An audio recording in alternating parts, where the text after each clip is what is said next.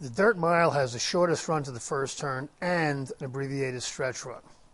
Post position and running style matter more here than anywhere else. Art Collector ran a big one on the slop late last year and improved only slightly while running off a series of wins this year.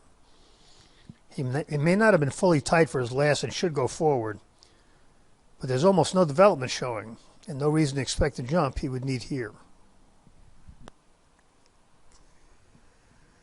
Complexity has run the same big figure in his last 5 starts, save for one when he shipped to California in the winter.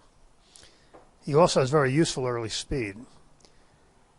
Chad Brown hasn't had many dirt runners, but half of them paired their tops. This guy didn't start his campaign until July, so he shouldn't be over the top, and he's very solid. Nick's Go was a good 2-year-old who did not get better at 3.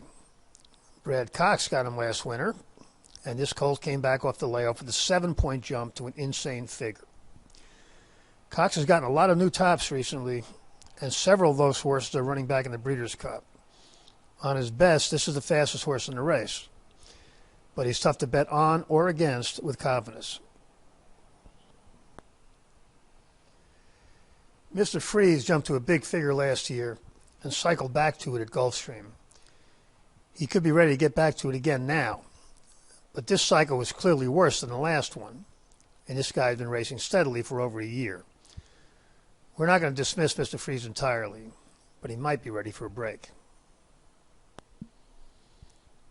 Owendale ran big figures for a spring 3-year-old, but hasn't gotten a step faster since. This is a weak pattern, and there are several faster horses. But again, Brad Cox has been getting some jumps, so we figure we better include him.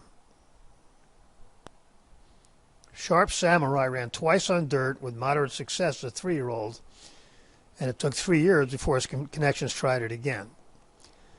That run produced a lifetime top, which sometimes happens when horses go turf to dirt.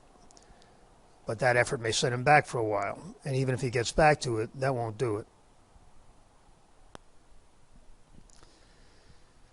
War of Will. Well, speaking of turf to dirt, this guy has a big-time grass pedigree, but when he got off it as a 2-year-old, he moved forward and had a big 3-year-old campaign on dirt. This year, he has inched forward while racing exclusively on turf. Now he gets back on dirt, which he might prefer. And if that's true, he's likely to run a new top.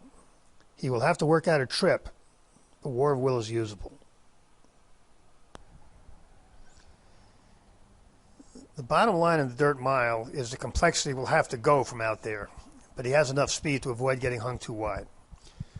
Our Collector was helped big time by the draw. It put him in the mix. We can't throw Nick's Go out.